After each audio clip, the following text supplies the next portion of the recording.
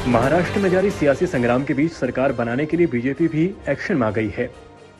सूत्रों के मुताबिक शुक्रवार रात वडोदरा में देवेंद्र फडणवीस और एकनाथ शिंदे के बीच मुलाकात हुई। बताया जा रहा है कि प्राइवेट जेट से एकनाथ शिंदे शुक्रवार रात को गुवाहाटी से वडोदरा रवाना हुए।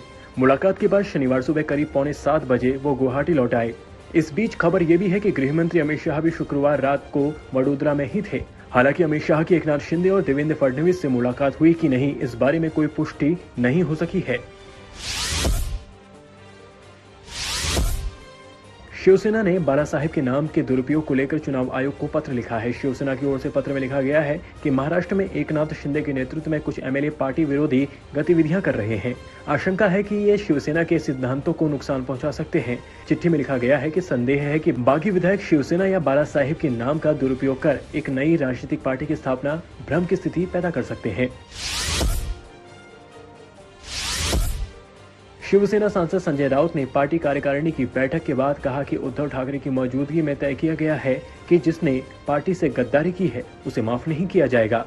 उसके खिलाफ कठोर से कठोर कार्रवाई की जाएगी। अगर कोई भी व्यक्ति या पार्टी राजनीतिक स्वार्थ के लिए बाल ठाकरे के नाम का गलत इस्तेमाल करेगा तो उसके खिलाफ कानूनी कार्रवाई की जाएगी। एकनाथ शिंदे गुट के 16 बागी विधायकों को डिप्टी स्पीकर कार्यालय ने समन जारी कर दिया है। सभी विधायकों को नोटिस जारी कर 27 जून की शाम 5:30 बजे तक जवाब देने के लिए कहा गया है। वहीं शिवसेना ने भी राष्ट्रीय कार्यकारिणी की बैठक में शामिल न होने पर भी सभी को नोटिस जारी किया है। पार्टी विहिप सुनील प्रभु ने सभी 16 बागी विधायकों को अयोग्य घोषित करने का नोटिस जारी कर दिया है। उन्होंने भी 27 जून की शाम 5 बजे तक अनुपस्थित रहने पर लिखित जवाब देने के लिए कहा है।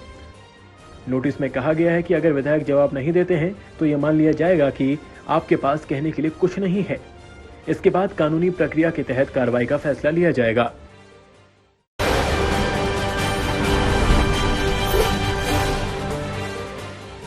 महाराष्ट्र का सियासी घमासान अब धमकी के बाद हिंसा की ओर बढ़ गया है।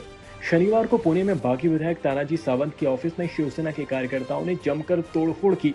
इसके अलावा पास की दुकानों में भी तोड़फोड़ की गई। जब इस बारे में संजय राउत समेत शिवसेना के विधायकों से सवाल हुए तो उन्होंने इसे कार्यकर्ताओं का गुस्सा बताया। दफ्तर में हुई तोड़फोड़ के बाद बागी विधायक तानाजी सावंत ने कड़ी प्रतिक्रिया दी। तानाजी सावंत ने इस घटना को लेकर ट्वीट किया और लिखा, हमारे नेता एकनाथ शिंदे के आदेशानुसार हम धैर्यवान हैं। एक बार यह राजनीतिक सवाल हल होने पर भविष्य में इसका जवाब वैसे ही मिलेगा। मेरा विनम्र निवेदन है कि सभी अपनी औकात में रहें।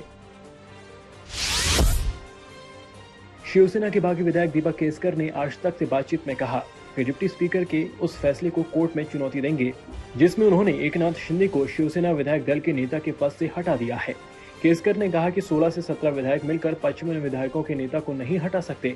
दीपक केसकर से सवाल किया गया कि क्या बागी विधायकों का गुट सरकार से समर्थन वापस लेगा, तो इस पर उन्होंने कहा कि हम क्यों समर्थन वापस लें, हम ही शिवसेना है। हमने पार्टी को हाईजैक नहीं किया है, कांग्रेस और एनसीपी ने किया है। महाराष्ट्र में बढ़ते राजनीतिक संकट पर एआईएमआईएम प्रमुख असदुद्दीन ओवैसी ने तंज कस दिए हैं। ओवैसी ने कहा कि महाविकास अघाड़ी को इस मामले पर विचार करने दें। हम सामने आ रहे ड्रामा पर नजर रख रहे हैं। ये बंदरों का डांस लग रहा है। ये लोग बंदरों की तरह एक डाल से दूसरी डाल पर कूद रहे हैं।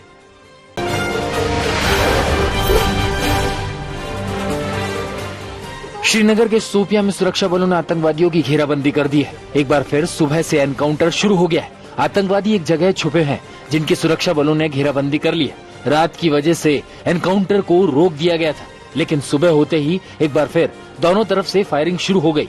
ये एनकाउंटर शोपियां में हो रहा है। माना जा रहा है कि सुरक्षा बलों ने कम से कम 3 आतंकियों को घेर रखा है। मौके पर लोगों की आवाजाही रोककर आतंकियों के सफाई की कोशिश की जा रही है।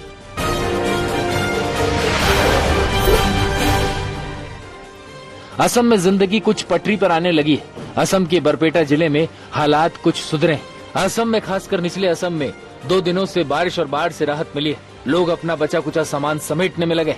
घरों और खेतों में पानी का स्तर कुछ घटा है। बरपेटा जिले में किसान अब खेतों में काम करते दिख रहे हैं।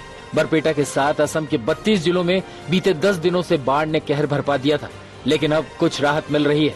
55 लाख लोग बाढ़ से प्रभावित हुए थे।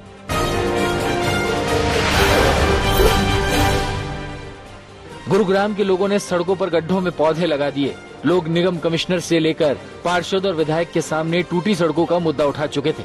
कार्रवाई न होते देख आरडब्ल्यू ने टूटी सड़कों के गड्ढों में पौधे लगाकर विरोध जताया। दरअसल शहर के पॉश सेक्टर 46 के आरडब्ल्यू के आसपास अपनी दिक्कत की तरफ ध्यान खींचने का कोई और तरीका नहीं रह गया था। सेक्टर 46 की सड़कों का निर्माण सिर्फ 6 महीने पहले ही किया गया था, लेकिन सड़कों के निर्माण में घटिया मटेरियल का इस्तेमाल किया गया, जिसकी वजह से मात्र 6 महीनों में ही सड़कें टूट गई।